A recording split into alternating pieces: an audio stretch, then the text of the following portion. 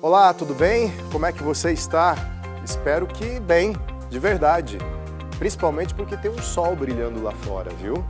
Você deveria abrir as janelas, a porta e olhar o dia lindo que faz. Vamos conversar um pouquinho?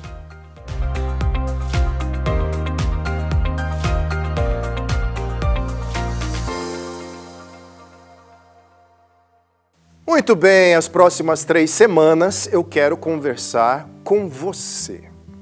Você.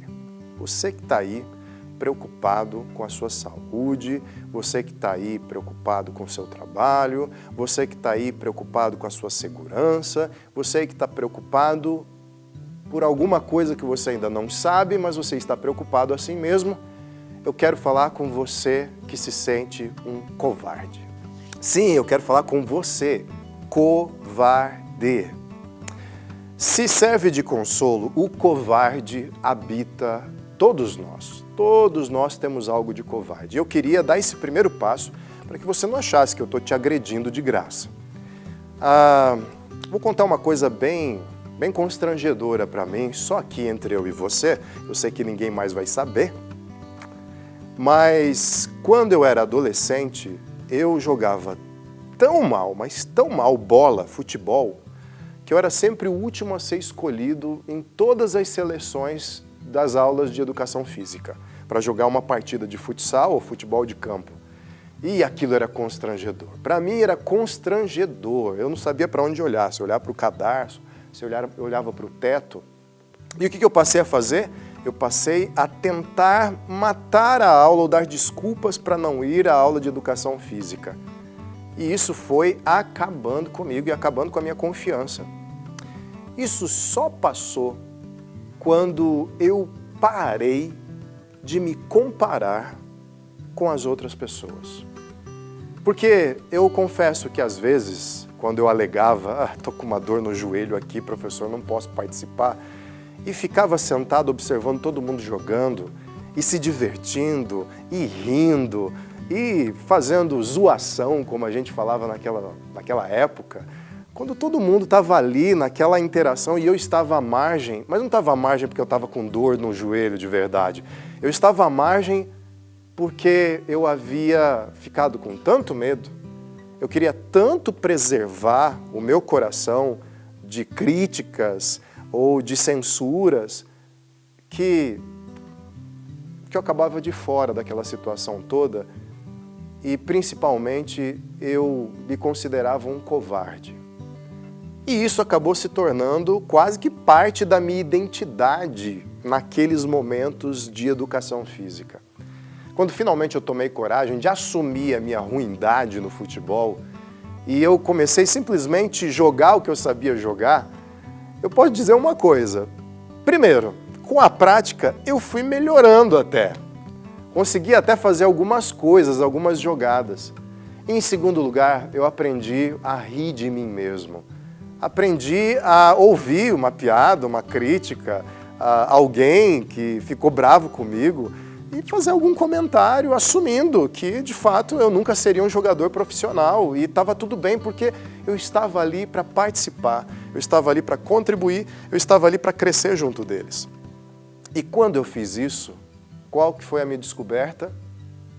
Que as pessoas me aceitaram. Os outros alunos entenderam a situação e brincavam comigo, eu brincava com eles e eu passei a me divertir muito nesses momentos de jogos. Agora, se o covarde em mim tivesse vencido, eu teria me privado de uma situação de alegria, de satisfação, por medo de ser criticado. Tem alguém que passou por isso e venceu o seu covarde interior. Esse alguém foi Josué. E olha que eu estou falando de alguém dado à guerra, alguém que manejava armas, alguém que era um general, um verdadeiro general em campo de batalha. Mas ele tinha um grande desafio. O grande desafio era que o seu mentor, Moisés, havia falecido. O grande líder daquele povo com quem Deus falava até aquele momento. E após a sua morte, Josué assumiu a liderança do povo de Deus numa grande tarefa de conquistar a terra prometida, porque era ali que todas as famílias de Israel iriam construir a sua vida, iam casar, ter filhos, cultivar a terra, iriam vender, iriam envelhecer, iriam ser felizes ali, junto com o seu Deus. Ou seja, perceba, Josué, se fosse covarde, prejudicaria não só a si mesmo, ele prejudicaria toda a nação. Dificilmente um covarde afeta apenas a si. Na maioria das vezes, quando nós cedemos ao nosso covarde interior, que ama a sua autopreservação mais do que qualquer outra coisa na vida, normalmente alguém está sendo ferido junto. Olha, eu confesso que eu sou um péssimo dançarino, mas eu tenho uma coisa na minha mente. Se a minha filha, a Olivia, no seu casamento, demandar de mim que eu dance uma valsa, a moda clássica de casamentos, com ela, eu já determinei no meu coração. Eu vou, nem que seja com muita vergonha, dançar essa valsa com a minha filha. Essa postura de que não vou deixar o medo se apropriar de algo muito bom que Deus tem reservado para a minha vida, mas não vou deixar isso acontecer nem pensar, essa é uma postura a ser cultivada no nosso coração.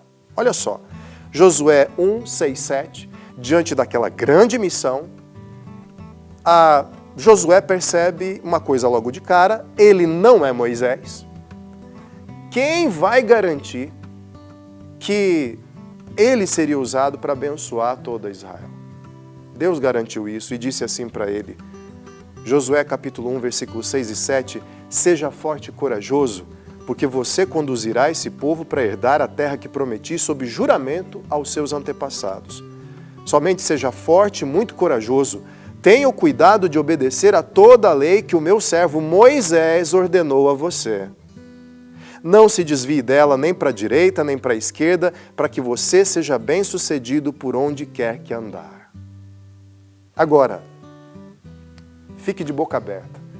Moisés é o homem que não quis assumir a liderança do povo porque achava que não falava bem e pediu para que seu irmão Arão fosse colocado como porta-voz do Senhor no seu lugar.